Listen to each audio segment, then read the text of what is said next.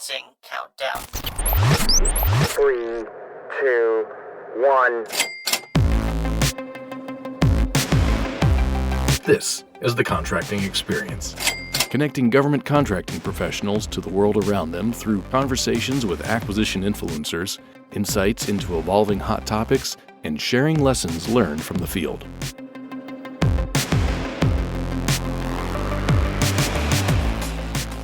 This episode of the Contracting Experience podcast features a conversation between F-16 Systems Program Office Director, Colonel Timothy Bailey, and your podcast host, me, Amber Pecoraro, during the F-16 Workforce Development discussion, Sharpen the Claw. Colonel Bailey invited me on Sharpen the Claw to talk about two initiatives I've been leading in Headquarters Air Force Materiel Command Contracting Directorate. One is creating and hosting the Contracting Experience podcast, and the other is creating the first ever one-on-one coaching program for Air Force contracting supervisors. I talk about how the podcast started, different perspectives listeners can gain from my favorite episodes, and the importance of the program management and contracting relationship in executing acquisitions. I also get specific about what coaching is, the benefits of working with a coach, and its effectiveness as a development and resiliency tool for the workforce. There are some breaks in the audio for the first couple of minutes, but the audio does improve for the remainder of the episode, so I encourage you to stick with it. This episode is being released right around the 4th birthday of the Contracting Experience podcast. Thank you for supporting the podcast, and I hope you enjoy. You are a former F-16 SPO person. Can you remember what kind of things you were working on back when you were in this program office? Yeah, I was working the FMS V9 radar program. And then when I got my limited warrant, they had me do some of the USAF work, as well as helping out with some of the other production programs for some of the other FMS customers. You had time in the F-15 SPO. I think that's where we first crossed paths at back in Eagle Country. Yeah. Good. And you had some time in the simulators program office as well. You've been over in the headquarters of AFMC for roughly 4 years. Is that right? That's correct.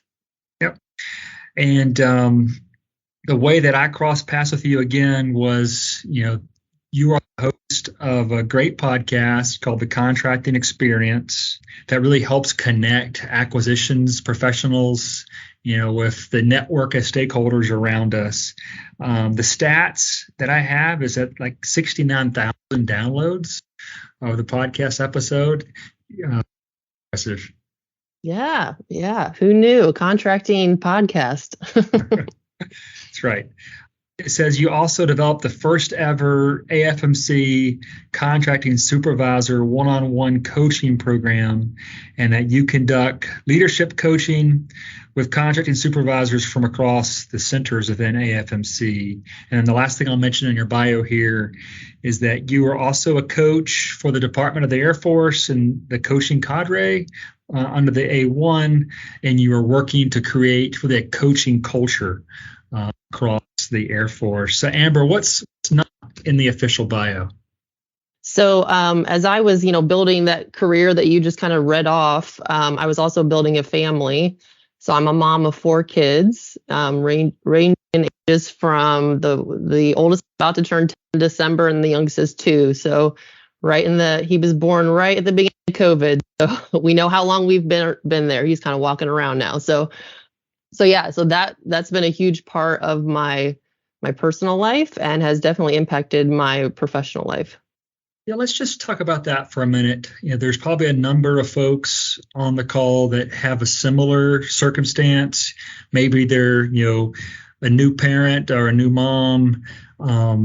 Any words of wisdom about how you approached, trying to be a faithful and good parent, as well as also having a successful career? Yeah, well, I'd say first is identify what balance kind of means for you, and then get curious about that. Because just from my personal story, I think my idea of what balance was very much, I kind of put it in a place where it was a little out of reach. So to me, now that I'm a coach, I'm looking back at like, hey, what was my view of like a work-life balance?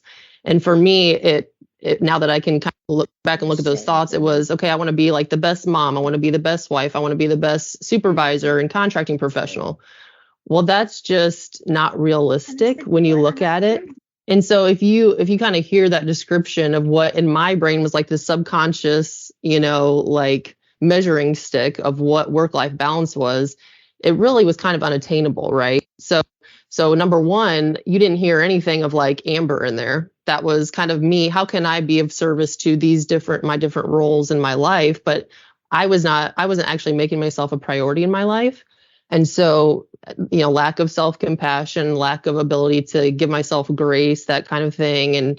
And then the other aspect was, it was a very goal-oriented definition. If you look at it, like, I want to be the best. Well, what does that mean? And does that constantly have me striving rather than being happy and thankful and being where I was in the place I was at, right? And so I guess the thing that was helpful to me, and I would say this took me, my oldest is about to turn 10. It took me about 8.5 years to be presented with this idea, but about 1.5 years ago, I kind of found the concept of aligning your energies.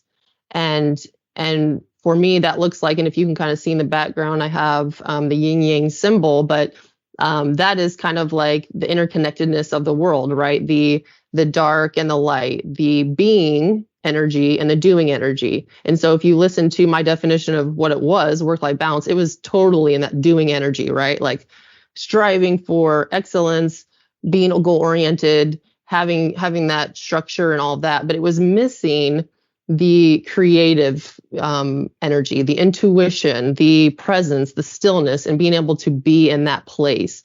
And so now where I'm at, and it's a work in progress, but it's been very helpful to me, is being able to look at it more as aligning those energies of the being and the doing. So that way I can have more balance in my overall life.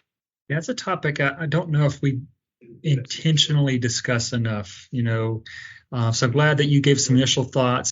Amber, I want to divide up our time today talking about the Contracting Experience podcast, but also saving plenty of time to talk about coaching, because I think that probably is an area that a lot of the folks on the call aren't aware of as another option to help with their career development. But we'll begin with the podcast. There's some really great things here. Could you give us kind of the origin story, so to speak, of how you got into podcasting? Yeah, so I got the job up in headquarters AFMC, and when I got there, they wanted a podcast, but I don't think they knew what the steps it was going to take to get there. And I think it was the technical director at the time, Mr. Bohenick. He kind of went down the cube line and said, "Hey, does anybody have any thoughts on potential podcast episodes and stuff like that?" And me being young and dumb at the point, I was like, "Oh yeah, I have this idea." So then he's like, "Oh, you're the only one that came out of the cube. Or would you be interested in helping with this initiative?" And at the time, I didn't listen to podcasts, so I said, "Well, let me go listen to some and see what the process is and what I think about them and all that." And I did that, and I just kind of fell in love with that medium of being able to get information and having like a space where you can get into like these intimate conversations with people you normally wouldn't be able to sit down with. So I loved that. And so I said, okay, I have no idea what I'm doing, but let's try it out. So I just started researching and reached out to public affairs. We work with public affairs to get the podcast out there because it is an official Air Force podcast. And that's kind of how it started. And I kind of just ran with it. Thankfully, they gave me some room to get creative and come up with topics. And so I just try to pay attention to what's kind of going on around out there that maybe people aren't dealing with day to day and what they're facing, but it's things that impact them. And that's kind of where I started. And also I got to throw in things that were interesting to me. So it was kind of fun that way too. If somebody, is new to podcasts, kind of like you were back at the start of your story, there are so many different podcasts now, like thousands and thousands. If they wanted to check out your podcast, again, an official Air Force podcast, is there a certain episode or two that come to mind that you would recommend to start with to get a taste for it? Yeah. So one of my favorites is actually episode number 4, and that was with Colonel Wilborn, who was the deputy up at AFMC PK at the time, and talking about influential leadership. And I just loved his ability to be relatable, but also open and sharing his philosophy. And it just, I think it's a really good place to start and to just get motivated in whatever position you're in, whether you're in, traditional leadership position or not. He really speaks to ways of motivating yourself and other people. So I think that's a good one to start with. Good. Okay. So episode 4 with Colonel Wilborn. Are you past episode 39 now, or is that the latest one that's out there? That's the latest one. Yeah. Okay. Yeah, that's a fantastic episode. Encourage folks to check that one out too. As you think about that whole corpus of work, you've interviewed some very well-known people, Dr. Roper, General Holt, others, and you've also interviewed people who are more the grassroots. Is there a moment or two as you think about most, what to you were some of your big takeaways from your interviews? Yeah, I think, and this is kind of what I tried to get across in my episodes, and even just the people that I record with and the topics, is just to get a different perspective, and see how that can help you in where you're at and meeting you where you're at. And so I would say one that, well, it was kind of 2 episodes together, but in the summer of 2019, I was able to do a fellowship with a startup company in Washington, D.C. for 6 weeks. And I got like a whole different perspective with that. One, with working with a startup, but also just on the other side of the contracting lens, because I've worked in government contracting most of my professional career. So there were 2 episodes, number 17 and 18. Number 17, I was able to sit down with one of the founders of the startup and get his thoughts on kind of the whole working with the government acquisition situation. And he was actually a previous PCO for the Navy, so he had an interesting perspective. And then number 18, on my way back to Dayton from that fellowship, I actually saw General Holt, who was the head of Air Force contracting at the time, in the airport. And I told him what I had been doing. He was like, "Hey, we should do an episode where I interview you about what you learned and all that." And so that episode was kind of cool, just to be able to share, having that experience in DC was really good for me, obviously personally and professionally, but it was really good for me to share that with the listeners and hopefully inspire them to find something out there that they can get involved in that would be helpful in a way for them to see a different perspective. And then one other one I want to mention is number 27, and that was with Major Randy Mullen, and he actually brought it to me, and it was during the pandemic, and he wanted to talk about acquisition and deployments. And I just really respected him for bringing that to me and being willing to talk about it, because he did get vulnerable and he did get into kind of some of the challenges that he faced with his family and just getting ready to deploy and going through the deployment, and then when you come back and all that. And I just thought that was what I think is a real leader, is being willing to step out in vulnerability, and he was able to do that and willing to do it, and he actually brought it to me to do it. So it was something where he was willing to put himself out there, and I thought it was really cool. That is excellent. So I think for the folks on the call, if you know someone who's deploying, here's a good podcast you can point to, to help them think through the challenges of that. So your latest episode was 39. That really piqued my interest. Could you talk about that episode a little bit? And maybe, to me, what stood out was the picture of a program manager and a contracts officer working effectively together and what that looked like. Could you just, for our audience, talk about that some? Yeah, so that episode, it featured a contracting officer and a PM that work in AFL-CMC, so Life Cycle Management Center, and they both actually went to the GHOST program down at SOCOM at the same time, and they were working together down there.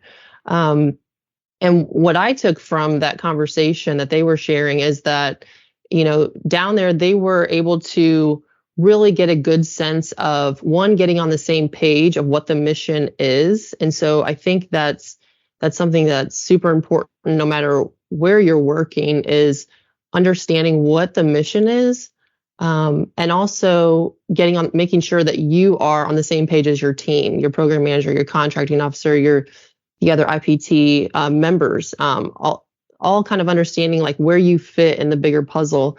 And they also pointed out being able to see the mission that they're supporting, right? So being able to see it and feel the impact of the work that they're putting into it and what's coming out of it. So, where they were at, maybe they were a little closer to the mission, but, there's opportunities for us to do that in our program offices, right? To get in front of the things that we're buying, to work with our engineers and our PMs to get a better idea from the technical perspective, like what is it that we're buying and how does it impact and help our mission essential partners and the Air Force and all of that. So really understanding the why of what we're doing, because I get it, like in contracting, sometimes you're working a lot of different efforts. Well, in all the IPTs, sometimes you're working a lot of different efforts, right? And so you're trying to keep things moving, and sometimes it can feel like a paper pushing exercise if you don't understand how you're tied to that mission, right? So that's one of the big takeaways that I had from that conversation that the gentleman shared. And then just kind of from my own experience, I think whenever I'm working with a PM, another IPT member, is really just kind of getting to know them, right? Like treating them like people. I mean, we do a lot of good work together, but kind of building that trust factor is helpful, because that way when things do get hard and things need to get done, that you're both working kind of in the same direction and nobody's really trying to push against somebody else or pull against them in a negative way. But it's if you have that trust built, then you can kind of move together and be supportive for each other. Okay, so I want to kind of zoom out here. I got just a couple more questions about the podcast. As you think about, you've been doing this for a few years, you've listened to some of our thought leaders talk about changes they want to see. What changes have you seen take place, in defense contracting, in defense acquisitions, and are there any emerging trends that you see that are likely to come our way? When the podcast first started, it was around the time when Dr. Roper was in place at AQ and General Holt was in place at AQC, and they were on the same page for sure. And they were focused on agility, innovation, which I'm sure these are all words you guys have heard a lot of times, but and mission focused business leaders from a contracting perspective, which was cool. I mean, because that's really getting contracting focused on kind of some of the things that we had mentioned, understanding what you're buying, knowing what you're buying and your impact to the mission and how that fits in with the business decisions and things that need to happen when you are competing something or working with our industry partners in negotiations, all that stuff. And so they were really focused on doing things differently. How can we make this, or how can we allow this, acquisition process to move faster so we can get the things out to our mission partners when they need it, not after they need it, as well as trying to work with more non-traditional industry partners, right? And getting them in and kind of building up more of our supply chain base that needed to be built up. As far as where things are going, I think COVID, the pandemic has really impacted that, obviously. And so I think two things that I will talk to that I see have emerged out of the pandemic. And the first one is an area that was really highlighted with the need for digital transformation, right, in the Air Force and tracking our supply chain and being able to have the data available and make sure it's good data to use in making our decisions. And, I think it was a little over a year ago, there's a digital transformation office actually stood up. It's a Department of Air Force office, but it sits over in AFMC. And then shortly after that, in AFMC PK, we actually created a data division to help support, all those efforts and making sure we have a contracting system that tracks data and talks to other systems and all of that stuff. So that's kind of in the works, and that's things that you guys have been hearing and you're going to continue to hear. And also how we write requirements to make sure that it fits within those systems that we need, and having the data in a format that we can actually use it, rather than just like a PDF of here's what this looks like type of thing. And so that's one aspect. And the other thing that I think got really highlighted in the pandemic was from the people aspect, right? So we're now doing business completely different from how we're running these meetings and all this stuff than we were before. And also during the pandemic, people were faced with kind of looking at their lives completely different than they did before, right? So it's like, how do I actually want to live my life? And how was I doing it before? And is that how I want to continue in the way we work and the way we live and all of that stuff? And because, I mean, a lot of people were put in tough situations, where maybe the worlds collided, like me. I had my kids, at the beginning of the pandemic, I'm locking the door so I can do work. And I just had my fourth kid. And so the Amber that went to work before that looked like she had all her stuff together. Well, now she's like just trying to like keep her kids occupied so she can do her work. And then you also had some people that didn't have anybody in their home at all. And maybe they were lonely, right? Like they didn't get to see people. They didn't get to interact with people. And so I think there's a whole gamut of issues and things that people were facing at that time. And so now we're getting into situations where we're starting to figure out like, what's the next steps with that? How do we want to work and how can we do that? And I think seeing how we can look at it from an aspect of how is this an opportunity rather than how is this a problem, I think could be helpful. And even I would say start with you, right? Like if you're trying to figure out how can we navigate this, well, how do you like to work, right? Like how do you like to work? What do you value? What motivates you? Because when you better understand that, then you can communicate it with your supervisor. You can communicate it with your teammates and things like that. And I would also say being open to how other people need things to work, right? How other people work well with other people, how other people stay connected and how they are motivated, because we have to work this together and nobody has like the silver bullet answer of like, this is what we need to do. But if you better understand yourself, then you can start working that with your teams and working together to help inform leadership rather than waiting for leadership to tell us like, hey, this is the way it needs to work. Because I think overall we want it to be an opportunity for us to do things better. The two takeaways I think are really helpful for our folks to latch on to. One, you gave a concrete example of what you should think about when you hear the term digital transformation. Like for contracts officers, what you said was think about formats of deliverables that come in a way that you can now interoperate across different kinds of systems, or with that data, instead of just being a PDF, it's actually something that is in a format that can be usable in multiple different kinds of IT systems for our work. So I think that's really helpful because we hear buzzwords, like digital transformation. And I think for a number of people, what they really need is a few concrete for instances, and that's a good one. And then the people aspect, of the trend and the change. That's a radical change from a few years ago. We all know that with teleworking. We just got our DEOC surveys back last week, and the preponderance of comments were all about teleworking, and in a mix, or both a focus on telework, but also some polarization around telework. Mm-hmm. So I think we're still in a gray zone about what the right future is going to be for us. But I know that's a key thing on people's minds. And the way you put it in a family context, I think is helpful and key for people too. So let's move into coaching and talk about that now. I know that's near and dear to your heart, Amber.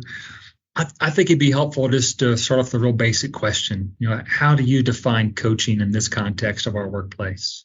So I define it like you're partnering with, so as a coach, I'm partnering with a client to explore where they're at now, where they want to be, and how do we get them there, and kind of those next steps. And so it's really kind of a partnering, it's a creative process that inspires them to really grow and develop personally and professionally. And I'm sure many people are aware of mentorship. That's something that I think the Air Force has done a good job of really trying to promote. Mentorship can look more like advisement where you have maybe if you get a mentor, you're working with somebody that has more experience than you, and they're helping to look at your situation and give you advice on, okay, well, here's some of your options. Have you looked at these, and kind of going from there.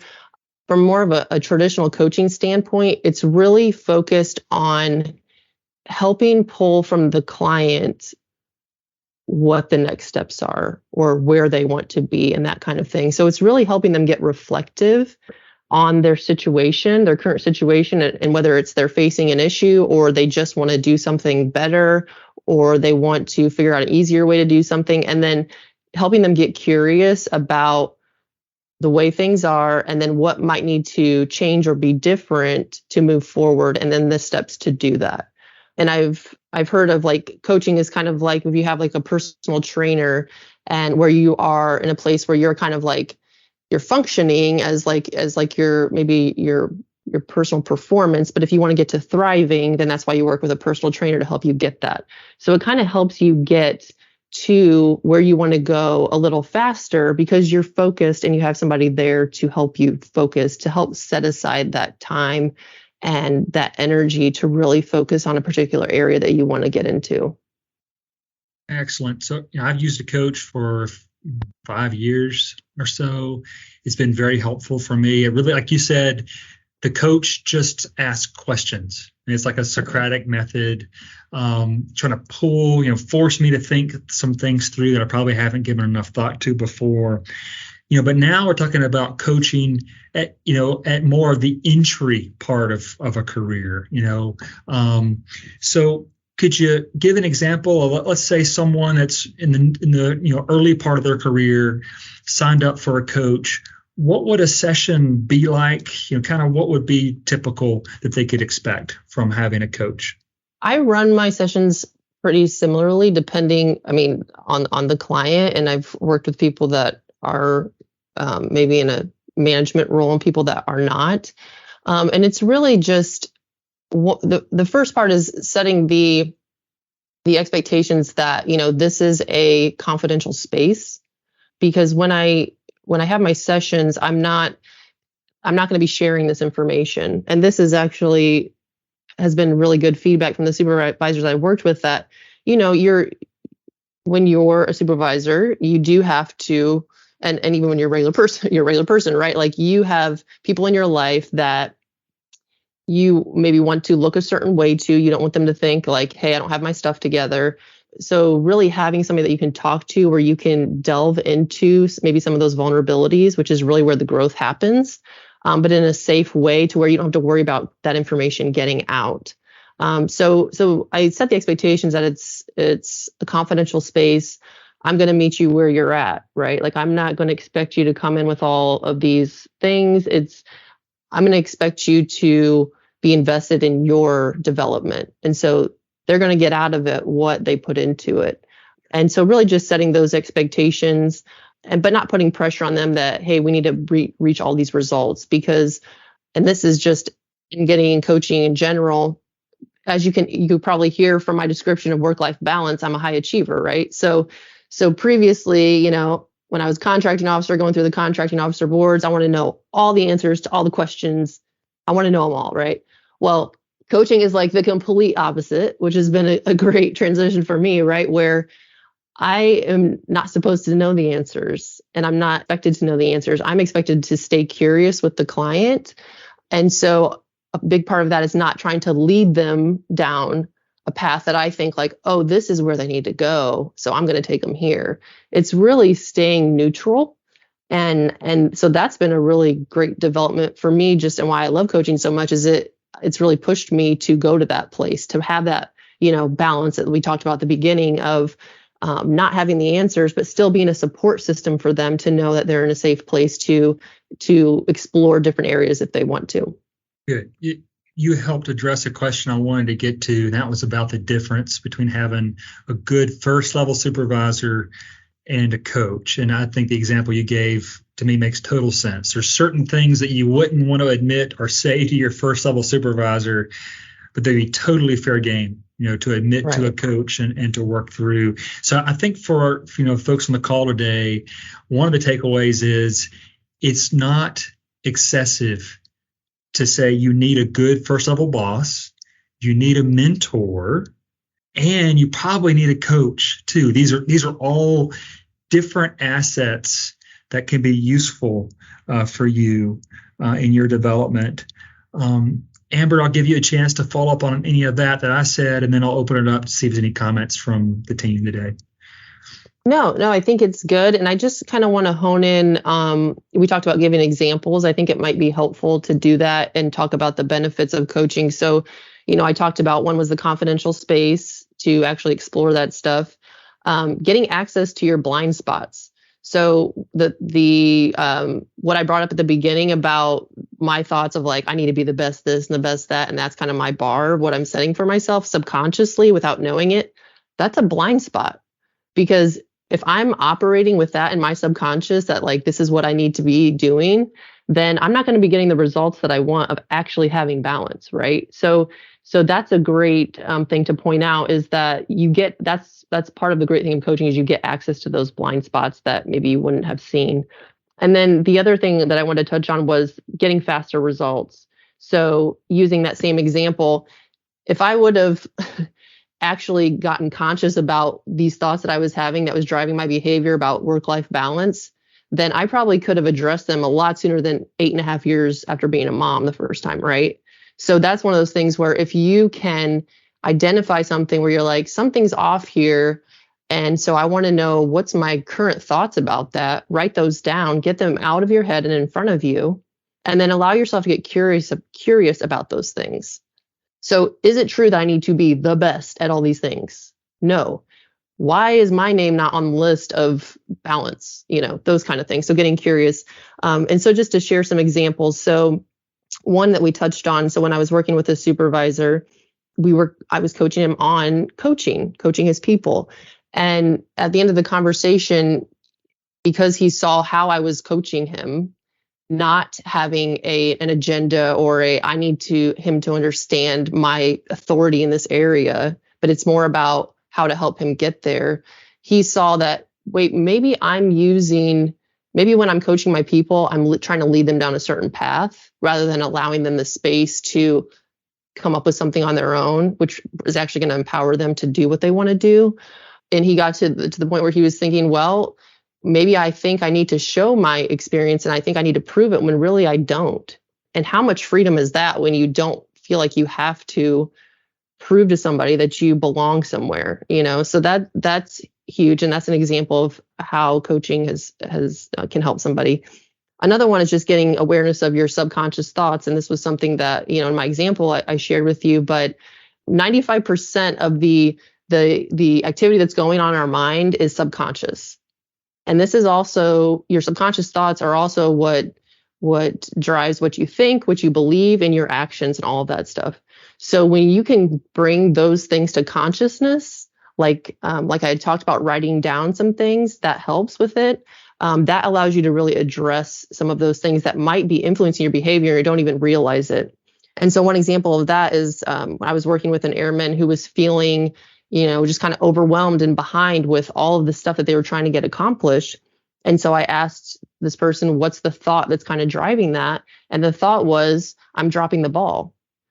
Well, if you are constantly having the thought, I'm dropping the ball, I'm dropping the ball, I'm dropping the ball, that's going to cause your body to go into reaction. Like your nervous system is attached to your brain. There's fight or flight, and there's rest and digest. And if you're constantly having the thought, I'm dropping the ball, I'm dropping the ball, your body's going to go into a fight or flight mode, which is going to make you feel overwhelmed, make you feel rushed, and it's going to impact your thoughts and the way you're behaving and the results that you're getting in your life. And so I just wanted to share, those kind of two examples of how, you can work with a coach and how they can help you. Thank you, Amber. Let me open it up to the team here on the call. Any questions or comments from the group? Johnny says, can you describe the difference between being a mentor and a coach? Do a lot of people assume those are the same? Also, it seems like the Air Force expects the SUPs to be the supervisor, mentor, coach. Yeah, that's what I wanted to go to too. We touched on it a little bit. Let me give my shot at it. What you're hearing us say today is that there is a distinct role for these three people to help you. The supervisor. You need to have a good first level supervisor that does care and feeding, that looks out for your development. We're not excusing that role. A mentor. What Amber said, a mentor is really good for advisement, and think about what the career steps should look like. But the unique space for the coach is in a more confidential way. The coach can draw out of you, really what your desires are, can help you identify your blind spots, so in a more vulnerable type setting. So Amber, why don't you correct me to 100% on that and add whatever you want to it. No, I think you're spot on. Good. Let's go ahead and go there, Amber. How could someone get a coach? What are the resources or the ways to take those steps? Yeah, so the Air Force they're really trying to create a coaching culture. It's something that they really started keying in on, I would say, in 2021. So it's in the process of happening. But one thing is about, I think, 3 times a year, they send a call out to work with an external coach. So they put a company on contract recently to provide coaching to all levels of airmen.